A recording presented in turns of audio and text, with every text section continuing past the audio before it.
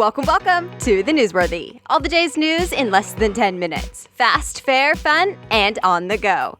Today, what to know about the recent hate crimes in the U.S., the people arrested for them, and who's trying to help. Plus, the World Series winner, the weekend's top movie, and why lavender was just compared to Valium.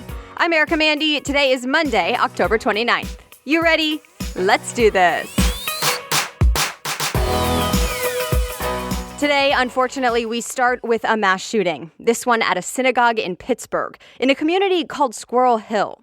Here's the latest as of early this morning. Police say 11 people were killed, 8 men and 3 women. They range in age from 54 to 97. The New York Times quoted the Pittsburgh mayor calling it the darkest day in the city's history.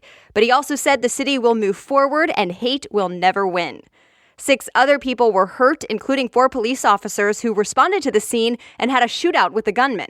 Court documents say Robert Bowers kept saying he wanted to kill Jews. He also apparently posted an anti-Semitic message on social media just minutes before he started shooting. The AP reports Bowers allegedly used an AR-15 and 3 handguns that he had legally. But eventually he surrendered to police, and today Bowers is due in court. He's facing federal charges. The 29 criminal counts include a hate crime and murder. He could face the death penalty. President Trump denounced the shooting and called it pure evil and said an armed guard could have made a difference. Although others say not to blame the synagogue, that instead stricter gun laws are needed. But it was the victims on the minds of hundreds of people who showed up for a vigil last night. In fact, the memorial hall was so full, a crowd of people stood out in the rain to honor those lives lost. World leaders, from Israel's prime minister to the Pope, condemned the violence. And Mashable reports a group of Muslim activists already raised more than $50,000 to help the victims and their families. They say they're sending a united message from the Jewish and Muslim communities that there is no place for this type of hate and violence in America. Companies are also trying to stand up against hate. PayPal, for example, just cut ties with the social network where Saturday's shooter posted a hate message. The network is called Gab. Gab was founded in 2016 as an alternative to Twitter. It sells itself as a place with no restrictions on what you say, a place that defends freedom of expression. But because of that, it's attracted extremists and hate groups. And now The Verge reports PayPal is ending its agreement with Gab. And PayPal's not the only one. Apple has always refused to host the site's app in its store, and Google removed the app back in 2017. But Gab claims it works with law enforcement and helped provide evidence about a motive on Saturday.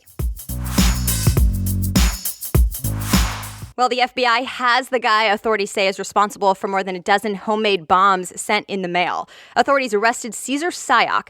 He's 56 years old and lives in South Florida. He faces 5 federal charges and up to 58 years in prison. The Washington Post reports authorities ID'd him from 1 fingerprint on 1 package. And they also found DNA on a couple of the bombs that is a possible match to a sample taken from one of his past arrests. Because, yes, he has a criminal record. Remember, Sayaka is accused of sending the explosive devices to high-profile critics of the president. Well, with all this violence based on hate in the last week, there are new calls for the nation to come together. On the Sunday morning political talk shows, many lawmakers hope to ease some of the tension. On the campaign trail, the last full week of campaigning before the midterm elections on November 6th, some candidates even reworked their strategies a bit. The Wall Street Journal reports a group of Democrats canceled a political bus tour, saying it was instead a time for mourning and then action to make sure violence like Saturday's shooting does not happen again. A campaign event for a Republican candidate began with a moment of silence for the Pittsburgh victims. Many of them stressed the importance of civility in Washington now, and they emphasized words do matter. Well, this week, the Today Show Hour, hosted by Megyn Kelly, will actually be hosted by other Today anchors. Her show is now officially canceled. Remember, Megyn Kelly has been criticized for saying she doesn't understand why blackface on Halloween is racist. She later apologized. It's still not clear at this point what's next for her career. The Hollywood Reporter says she's still under a multi-million-dollar contract with NBC, although there is word she may be negotiating an exit altogether. So we'll see. All right, so I think we could use a little happy news now. Well, it's at least happy for Boston Red Sox fans. Last night, the Red Sox became the 2018 World Series champions. Their 9th World Series win in team history and the 4th in the last 15 years. The LA Dodgers didn't go down without a fight, at least on Saturday night. The Dodgers won Game 4, which, by the way, CBS says was the longest game in World Series history. There were 18 innings. But that was the only win the Dodgers got. Boston fans filled the street to celebrate last night into the early morning hours. Congrats, Boston. Well, this week's episodes are brought to you by HelloFresh, a fantastic way to make dinner convenient, simple, and delicious. In case you don't know, HelloFresh is a meal kit delivery service, so you get pre-measured ingredients and step-by-step recipes delivered right to your door. I'll be honest, I am not a great cook, but I seriously feel like one with HelloFresh, and I feel proud to serve these meals. I love that it tells me exactly what I need to do without the hassle of planning, grocery shopping, and spending hours in the kitchen. We don't have time for that. Instead, it's so simple, you only need about a half hour, and yet you get these beautiful, tasty, filling meals. Plus, you choose your delivery date to match your schedule. Just pause your subscription when you're on vacation. This week's recipes from the classic plan option include cashew chicken stir-fry with baby bok choy, carrots, and jasmine rice.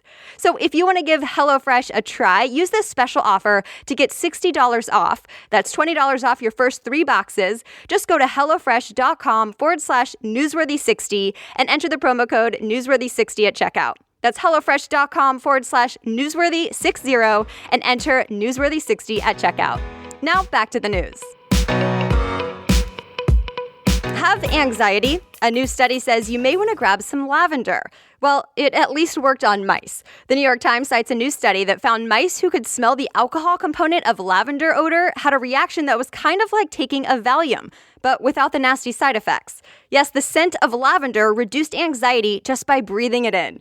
But keep in mind, it hasn't been scientifically tested on people yet, and experts say too much exposure to the scent can dull its possible positive effect. It's the largest software acquisition ever. Business Insider says IBM is set to buy Red Hat for $34 billion. Red Hat is the world's leading provider of popular open-source cloud software. It seems large software companies are trying to get more of an edge in the world of cloud computing. The big competitors in that space? Amazon, Microsoft, and Google. 2 weekends in a row at the top for the movie Halloween. Variety reports Halloween easily stayed #1 at the box office over the weekend with another $32 million. It's the sequel to the 1978 original and stars Jamie Lee Curtis. USA Today says it's already the biggest film in the franchise's history and one of the highest-grossing slasher films ever. It's the most expensive house for sale in America, and it's on the market for $245 million. It's the estate of the former CEO of Univision, who died last year. The LA Times says the property is in the Bel Air area of Los Angeles, and it was featured in the credits of the Beverly Hillbillies sitcom. It's 25,000 square feet. It has a 12,000-bottle wine cellar, a tennis court, and a covered parking area for 40 cars. And that's it for today. Thank you so much for listening. If you want to read more about any of the news stories we talked about, I try to make it easy for you. Just check out today's show notes. You can find them at thenewsworthy.com. Find the homepage, then click episodes and look for today's date. The Newsworthy is ready for you to listen every weekday by 4 in the morning. So I'll be back with more news tomorrow. Have a great day.